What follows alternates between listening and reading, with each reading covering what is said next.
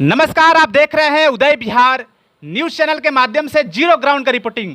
अभी मैं भारत देश में हूं और भारत देश इसलिए बता रहा हूं क्योंकि भारत के अंतर्गत जो है एक ऐसा राज्य है जो राज्य किसी परिचय का मुहताज नहीं।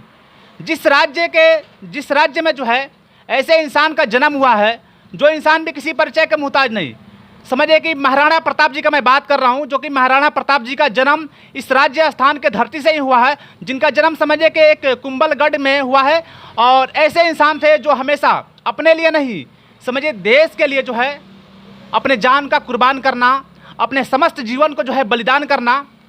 और इसी धरती पे आज मैं भी राजस्थान में उपस्थित हूँ, जो कि झुंझुनू डिस्ट्रिक्ट और चिड़ावा राय शहर में हूँ। जो एक ऐसे इंसान हमारे साथ मिल चुके हैं, ये भी किसी परिचय के मुहताज नहीं है, जिनका नाम मैं बैनर तले बता देता हूं कि शिव कुमार जवरिया जी हैं और एक एडवोकेट हैं, जो कि एक वकील हैं। और ऐसे में वकील जी लोगों का काम जो है होता है हमेशा दूध का दूध और पानी का पानी करना।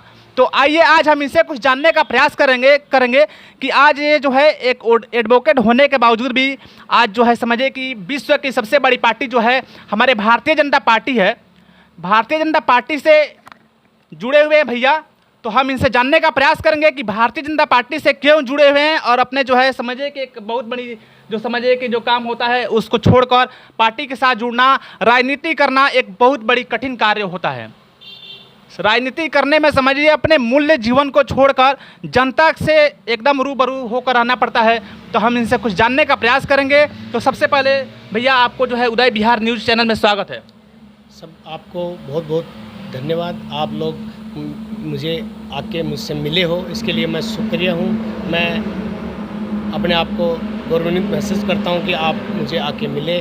धन्यवाद। सबसे बड़ी बात मैं बता देना चाहता हूँ, मैं तो एक बिहार का रहने वाला हूँ और बिहार से चलकर मैं राजस्थान की धरती पर पहुँचा हूँ। और आपका जो है बैनर तले हमको जो है मिला बैनर देखने के लिए, तो हम सोचे कि आपसे थोड़ा मिलूँ और आपसे कुछ जानने का प्रयास करूँ।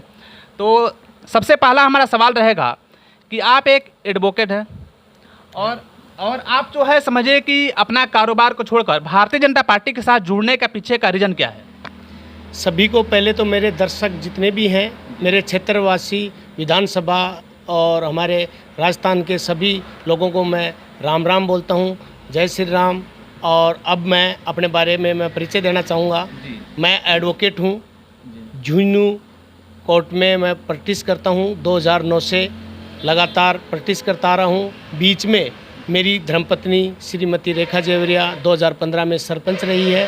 उस दौरान ग्राम पंचायत रवा में मैंने देखा कि जिस तरीके से अगर किसी जनता की सेवा की जाए तो उससे पुण्य का काम कोई हो ही नहीं सकता। तो उस समय मैं 5 साल जो जनता की सेवा मेरी पत्नी और मैंने की है, उससे मुझे अच्छा लगा। उसके बाद में मैंने भारतीय जनता पार्टी में एससी मोर्चा का जिला अध्यक्ष मुझे बनाया गया।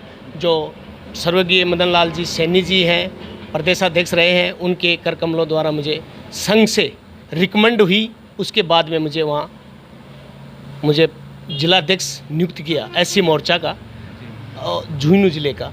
ये दायित्व देने पर विश्व की सबसे बड़ी पार्टी का मैं बहुत बहुत धन्यवाद देना चाहूँगा कि मुझे एक छोटा सा कार्यकर्ता को इतना बड़ा पद दिया।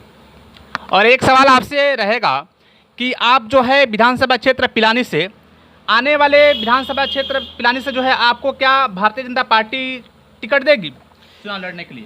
मैं चाहता हूं कि मैं जनता के बीच में रह के कार्य करूं। और मैंने 2018 से लगातार पिलानी विधानसभा की जनता के बीच में रह के मैंने जनता की सेवा की है। और भारतीय जनता पार्टी के लिए मैं चाहता हूं कि कमल का फूल हमारे विधानसभा पिलानी में खिले। इसके लिए मैं खुद ये सोच के आया हूँ कि मैं अगर मुझे भारतीय जनता पार्टी अगर मुझे टिकट देती है तो मैं निश्चित हम सब मिलके और हम जीत कमल खिलाएंगे। और एक सवाल आपसे रहेगा, क्या आप जो है आपको उम्मीद है कि जनता आपको जो है पूरा अपना कीमती वोट देकर आपको जो है पिलानी से विधानसभा क्षेत्र जो है विधायक बना देगी? हाँ, ये इसलिए है कि यहाँ पे जिस तरीका का माहौल चल रहा है उसमें कुछ लोग हैं जो डायरेक्ट अपने आज तक कभी कमल के फूल पे वोट नहीं डाला, वो लोग यहाँ पे आके और विधानसभा के बीजेपी की टिकट मांग रहे हैं।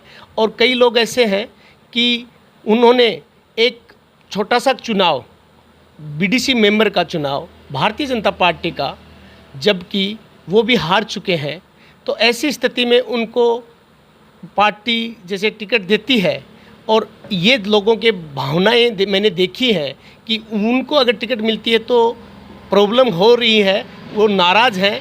तो उन लोगों ने मुझे कहा कि आप हमारे विधानसभा में आप दावेदारी करें, हम आपको वोट देंगे, हम आपको टिकट भी दिलाएंगे।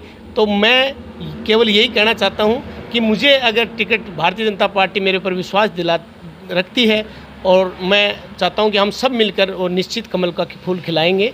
लेकिन मेरा एक और है कि शीर्ष नेतृत्व किसी को भी अगर टिकट बीजेपी की कमल का फूल का निशान देता है, मेरा उम्मीदवार कमल का फूल होगा, मैं उनके साथ हूं तन मन धन से। किसी को भी अगर टिकट मिलती है तो भी मैं भारतीय जनता पार्टी का कमल खिलाने के लिए कोई कसर कभी नहीं छोड़ूंगा।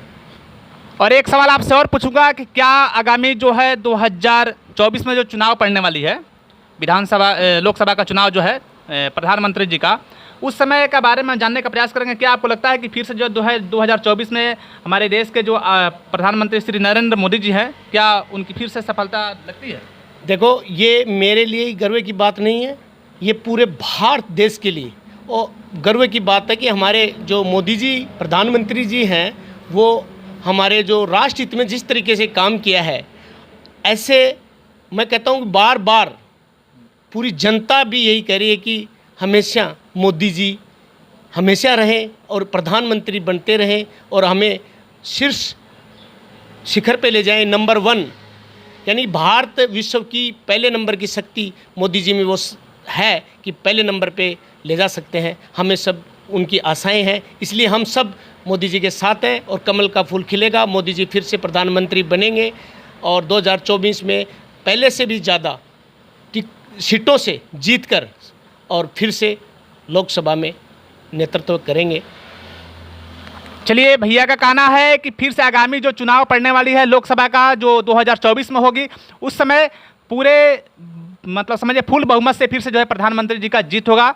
लेकिन एक लास्ट में चलते चलते एक और सवाल आपसे हम पूछेंगे कि इस समय हमारे देश में समझिए कि महंगाई जो है चरम सीमा पे है, इस पे आप क्या कहना चाहिए?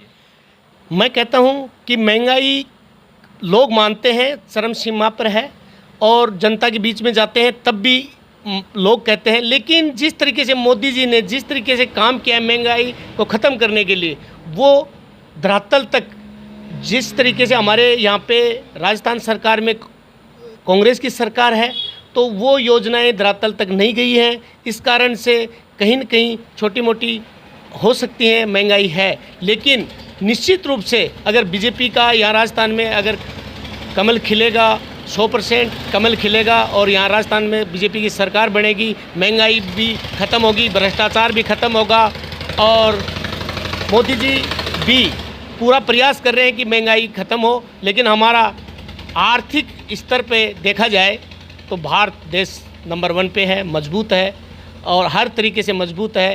राष्ट्र हित में जिस तरीके से मोदी जी काम कर रहे हैं, ये हमें सब के लिए गौरवान्वित महसूस करता हूँ, मैं भी, सभी लोग।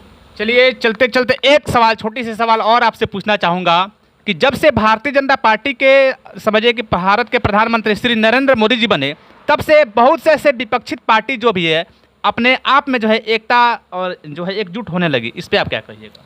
हाँ, ये सही है। सभी जो पार्टियां हैं विपक्ष की, वो मोदी जी के खिलाफ हैं और वो इसलिए खिलाफ हैं कि मोदी जी अच्छे काम कर रहे हैं, उनकी दाल गलने वाली नहीं है, भ्रष्टाचार कर नहीं सकते, इसलिए वो चाहते हैं कि मोदी जी प्रधानमंत्री देश का नहीं बने। अब मैं कहना चाहूँगा, हमारे जो वंशवाद की जो नीति है वो मोदी जी ने जिस तरीके से ख़त्म की है कि वंशवाद को प्रॉपर हाईलाइट नहीं होने दिया तरीके से, अगर कोई नेता है वो अपने दम पे जो काम करता है, जनता के बीच में रह के काम करता है, भ्रष्टाचार मुक्त की बात करता है और जनता की सेवा करता है, तो ऐसे उम्मीदवारों को लाना पसंद करते हैं। और इसी तरीके से हाल ही में आपने देखा होगा महाराष्ट्र में भी शिवसेना और हैं, ये जो अभी डिप्टी सीएम भी बने हैं, तो ये क्या कारण है? बहुत से लोग हैं जो विपक्ष भी अब हमारे पार्टी में शामिल होने के लिए तत्पर हैं और ज़्यादा से ज़्यादा लोग बीजेपी ज्वाइन कर रहे हैं और मैं इसके लिए मोदी जी का जो प्रयास है, उनकी जो मेहनत है, 24 घंटे में 17-18 घंटे जिस तरीके से काम करते हैं मोदी जी, ये निश्चित रूप से भारत हमारा नंबर 1 का देश बनेगा। और हम सभी देशवासियों को बताने का प्रयास करेंगे कि जो हमारे साथ जुड़े हुए हैं शिव कुमार जवरिया जी, जो कि एक एडवोकेट है, तो इनका और हमारा जो बीच का जो वार्तालाप हुआ, हमारा और इनका जो बीच का डिस्कर्स हुआ, इसके प्रति आप लोगों का क्या सोच, क्या विचार बनता है, कमेंट बॉक्स में जरूर बताएंगे। और हमारे देश के जो आदरणीय प्रधानमंत्री श्री नरेंद्र मोदी जी हैं, उनके प्रति भी आप लोगों का क्या सोच, क्या विचार बनता है, कमेंट बॉक्स में जरूर बताएंगे। चलते चलते जय बिहार, जय राजस्थान, जय हिंद, जय भारत।